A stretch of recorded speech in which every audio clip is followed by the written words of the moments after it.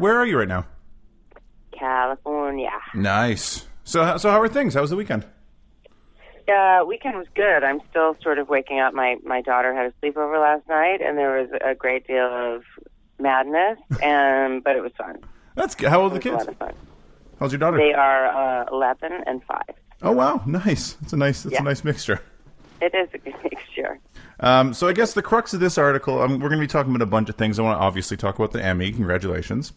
Thank you. The character, you as an actress, and how you approach the role of Skylar. A little bit of a preview for next week because this will go up this week, and maybe a little bit of a recap from last night's episode too, if that works for you. Sure. Okay. So, well, how much time do you have? About 20, 25 minutes. Yeah, cool. Okay. I just don't want to take up too much of your time. Okay. So let's start with the Emmy nomination. Where were you when you got the call? What'd you do? How'd that happen? I was actually in bed, and I was trying to sleep, and because I figured, if it's good news, the phone will ring. But my eyes did pop open at probably 5:28 or 5:29 or something. I looked at the clock and went, okay. And then I just lay there, and I was trying. And my 5-year-old climbed into bed with me, and so I was just trying to, snuggle up. And I thought, well, if the phone rings, great, and if not, I'll go back to sleep, and it's all right.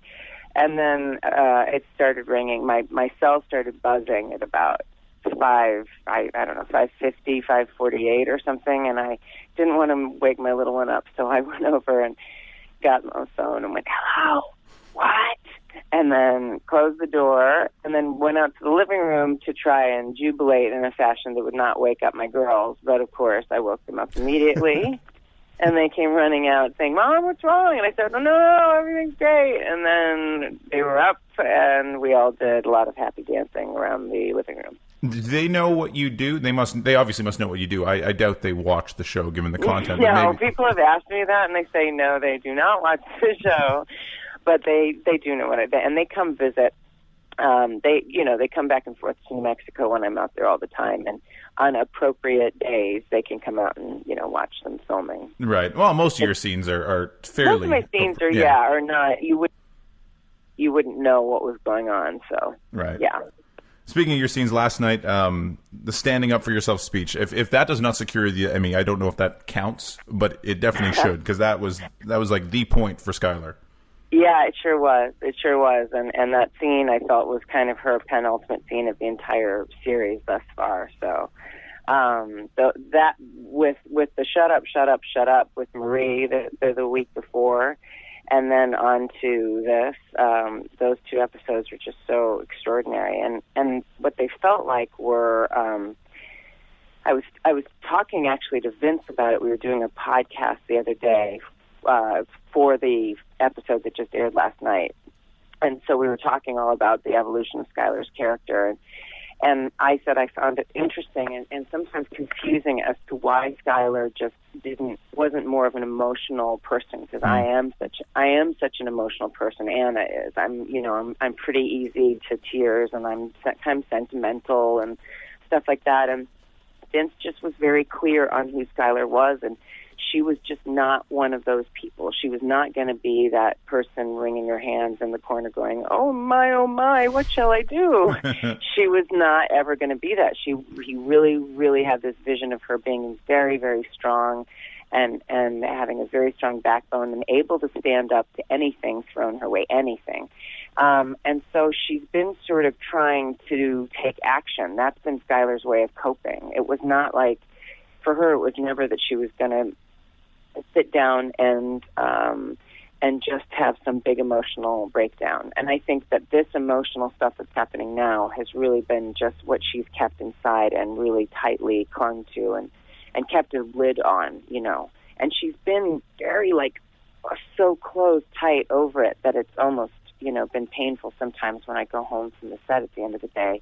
In previous seasons, I think, gosh, my muscles are really tight. Why is that? And it was simply because that kind of thing to play her, that's what I sort of subconsciously was doing that. So I think that this is just her time when she can't keep this inside of her any longer. And there's also no more action for her to take. And because of that, I think that's why this stuff starts just boiling out, bubbling out. You said a lot in there that I want to pick up on, but one thing that intrigues me of where you are as a person, you, Anna, do you much watch the episodes? Because you can't say certain things that obviously are going to be plot points coming up in future weeks, but you need to kind of know for this press stuff where your character is so you know what you can say. So do you watch the show on a weekly basis? Well, I do to some degree. Sometimes with some of those scenes, I find them very, like the scene last night, I find it sometimes very difficult to look at because we really just shot that only a couple of months ago. Mm-hmm. And so the experience of it still is fresh for me, and it still is kind of living right inside of me.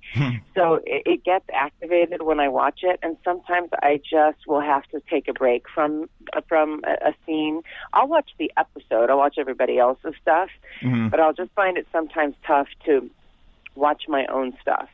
And so I may have to just wait a few days and come back to it and then watch it then, because I find myself getting really emotionally, drawn into it. And I remember the pain of playing that scene, because it was obviously a very, very emotionally tough scene. So yeah, sometimes I don't watch it on the Sunday, or I don't watch it all on the Sunday, but I take a little bit of a break, or I take a little longer, and I make sure I'm in the right frame of mind. And I also, quite frankly, make sure it's not too close to bedtime. Right. Because that will interfere with my ability to fall asleep and not have, bad dreams. It must be amazing to be a part of a show where those scripts come in every week, and it's poetry on paper. Like what Vince and his team writes is just amazing. So where does a script come to you when you get it every week? Do you get the whole thing? Do you just get Skylar's point of view? What do you like to do when the script comes in? We get the whole thing, and sometimes towards the end of the season, as the storylines get more and more complex and more things happen that are real shockers and real twists and turns that are completely unexpected, then they will redact the scripts that they hand us. I'd say that happens in the latter quarter of the season usually, and they just want to make sure that that those really, really pivotal moments stay secret for as long as possible. And so all of our scripts are watermarked, and there's a lot of, everyone's very, very, very careful of their script, let's put it that way. Because, the writers work so hard to they weave these complex storylines, and they don't want anything getting out and then ruining it for everybody. So that's pretty much how we get them. But we get them in pure, full form up until then. And I've said before that the morning you get a new script, it's like Christmas morning. It's like finding an amazing present under the tree, because I myself will either just, wherever I am, if it's in the makeup trailer, if I'm at home, I just say, okay, everybody, I'm going to be out for, whatever it is, a half an hour, 40 minutes, and I just shut myself down and I read the script, and I love it. I can never believe what they do from episode to episode, from scene to scene. I'm constantly surprised. I'm constantly surprised at what happens to Skylar, even if I think I know maybe where she's heading. What she did in last night's episode, I thought, she does what? She goes into the what? So all this stuff is very much a surprise. But again, because they're so brilliant, the writers, every single step of the way, every single step these characters take makes sense. It's logical. There's nothing where you think, oh, now, come on. Not for me. I've never seen anything like that. I think that the characters remain very true. And what's your process then? Like, we'll take last night's pivotal scene because for the entire series, it's a very pivotal scene. And so you get the script, you read it, and then how do you draw that out of yourself as an actress? Do you sit there and rehearse with Brian over and over? Do you sit there and contemplate it by yourself? We do a bunch of different things. Yeah. The process of, I think, what we do as actors is, or at least it is to me, it's pretty mysterious. It's a difficult thing sometimes to describe, because it's it's a process of letting the material sink into you and putting yourself into the material, and everybody has different ways of doing that and different methods by which they do that. I am a person who, I'm from the theater, so I do like to rehearse as much as possible, and Brian does as well.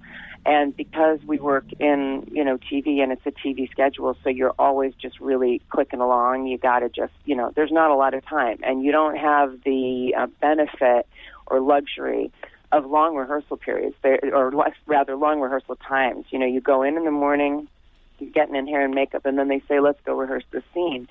And Brian and I will work in the trailer as much as we can before we're taken in for rehearsal.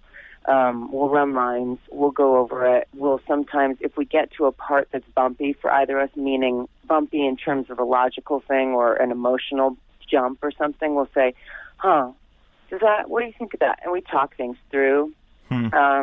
And then we go in and we use every second we have of that rehearsal time. And sometimes we get lucky and we get a longer period of time because they know, for example, for that scene, everybody knew that was an extremely long and extremely delicate scene and very, very high charged.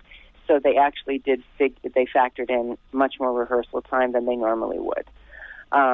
So we actually had some time to play with it, and it was interesting because we first staged it when we went into that bedroom set. I was just sitting on the bed, and Walt was standing over me, and essentially we at first few passes through the rehearsals, we played it pretty static that way. Brian was just sort of hovering over me, and I was on the bed, and we did it that way, and it was kind of cool because it was very contained, and the whole thing was, then it was just rapid fire back and forth like that. And then everybody kind of thought, I wonder if there would be some movement. I wonder if there would be a time when Skylar would maybe get off the bed, and what would it be that would make her get off the bed? And we really explored the room and the movement of what might happen if it happened a little bit differently.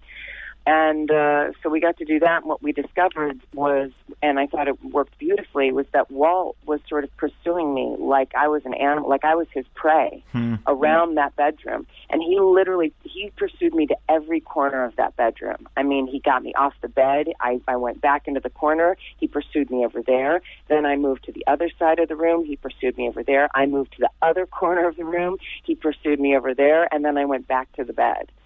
And it's rare that also in a scene for television that you can have the time to shoot like that. You can't generally shoot in every corner of the room because it requires all these different lighting setups, camera setups.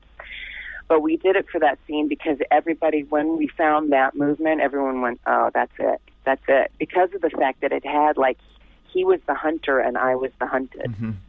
And didn't you feel that it had that quality to it to some degree? Absolutely. Of him trying to say, what are you going to do? You think you're going to get away with this? Do you think and she's about to break, she's breaking down. I don't know. But she then stands her ground, and then she starts to break, and then she has another idea. And I just thought the movement really supported the words beautifully. So that was a case where we have Ryan Johnson, our wonderful director of this episode, and Sam Catlin, our wonderful writer, and the four of us really collaborated and really went through it beat for beat. And I felt you feel very lucky when you get that, because that's more like theater rehearsal when you have time, But this show allows that. Everybody is allowed to do whatever they need to do to bring their best work, and that's what it's about. And sometimes that's why it feels like we're almost shooting, we're shooting sort of short indie movies, every week. That's kind of how the experience that we have. That's amazing. Yeah. Well, do you prefer that though? Because as a theater actor and a film or a television actress, it's more of a team atmosphere, right? Because you get to work with the same people over and over. Yeah. Do you prefer that as opposed to doing, let's say, Little Red Wagon that you just finished shooting, I think? I did that actually. That was a couple of years ago. I guess it was coming out soon, right? But it's actually it is a different experience because when you do just a play that has a 3-4 month run, or a movie like where you're shooting for two months, yeah, you're not going to have the same family, you're not going to have the same kind of trust and the same kind of thing necessarily, because you don't have the time to build that with people. I find in theater, though, especially, you just sort of jump in with each other and you really do become very supportive of each other because of it's the terror of live theater keeps people, makes people hold on to each other and get close pretty quickly. Mm-hmm. And you only have 3 weeks of rehearsal. And so I think actors learn to create family units where they work very quickly. It's part of what we do. And it's part of the thing of you get close to people and you create this family. And then all of a sudden you have to say, well, it was great, meeting you, great working with you. I hope we see each other. And some people you do see again, and you remain friends. And some people, it's just, their life goes one way and your life goes the other way, and it's that kind of thing. But with this, where we've been together now for 5 years, this really is a family that's like a true, it's a very, very strong unit. We've seen each other go through divorces and deaths in the family and births and marriages and all sorts of things. And we really, and also because we're shooting out in New Mexico, which, a lot of the crew lives there, but the cast and a lot of the directors are, coming out from LA. Right. And so there's lots of bonding, that goes on there as well, because even though I am from New Mexico, I still lived in LA for a long time. Right. So we get a lot of bonding out there as well. And it's very nice. I mean, Brian and I have such shorthand with each other when we work, and that comes from all these years of working together. So, that's part of why we, I think, get to sort of dig into things so deeply now, because we really know each other, we trust each other, and we know how the other person works, and it's a lucky thing. Absolutely. Well, we don't have much time, so this is going to be an awful segue, but you're talking about family. And George directed the episode we're going to see next week called Dead Freight, George Mastras. And he's been writing with you guys forever, so how do you bring him into the fold and make him feel comfortable? And how did he make you feel comfortable directing an episode for the first time? Well, George is just really, really, he's incredibly smart and incredibly prepared. He came in, knowing what he was doing in terms of just having done a lot of homework. And really, you welcome him in by saying, hello, Captain, how can we serve you? It was just about making him comfortable, really listening to him, letting him know that we were right there and we were all ears, and certainly we're going to listen to and take on any and try any idea that he had, and then offer suggestions or offer ideas, especially Brian, who has directed as well and is also one of our producers.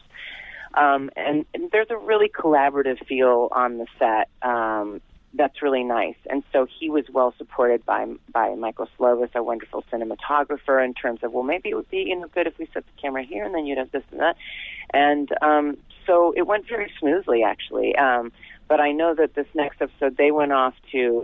I'm not in it that much. They went off to do a little location shooting up in Santa Fe that involved lots of stunts and actions and things like that. And so it was a very big, complicated episode for them.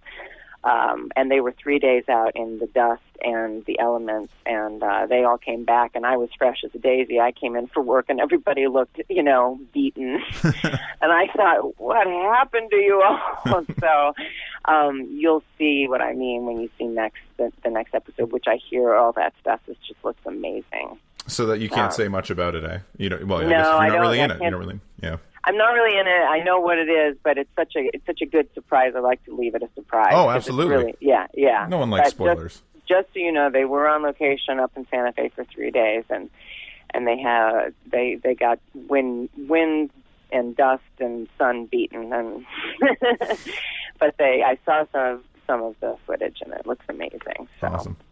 It was really nice to have some of our writers come in and direct this year, and then a couple more coming in next season as well to direct, and that's always really fun to have them come in and direct their own words. Yeah, So, absolutely. Yeah. So I guess you guys go back in production in November. Is that right? We do, right after Thanksgiving. Yeah. And then when do you get the scripts in terms of being able to prepare? Do you have a lot of prep time? We don't have necessarily a lot of prep time. We'll get the first one maybe a week and a half, 2 weeks in advance. Oh, wow. And that's usually the longest lead time. I mean, maybe we get it a little sooner than that, but as the thing rolls along, we might get a script for the next episode. Again, I'd say a week before the shooting begins on it. So, I think it's enough time for the actors, certainly, because we're still really focused on the episode we're doing at that moment, and then you kind of start to look into the next one right. and think, okay, where am I going in that? What do I have to do? And all that kind of thing. But yeah, we're working at quite a clip the whole time. So what are you busy doing until then? What are you going to do for the rest of the summer besides of course, the Emmys in September? Yeah, the Emmy madness. I'm dealing with that, and then I'm basically I go back and forth when I'm shooting so much that I'm just having some good time with my kids and just being a mom and taking some time off, which is very, very nice. I may do a little something, fit a little something in September after they start school, but we'll have to see about the timing of it. And then basically, back November to March, and then hopefully on to the next job. We hope that there is another one afterwards, but there will be. There's going to be after you win this Emmy, you're going to be the in-demand one. Don't you worry. Thank you. No problem. Okay. Well, before I let you go, we do something called 5 questions. Okay. 5 quick questions, 1-word answers. Okay. Stage or screen? Both. Lennon or McCartney? Lennon. Spielberg or Scorsese? Scorsese. Role you're most proud of? Marie Curie. And in 1 word, Breaking Bad.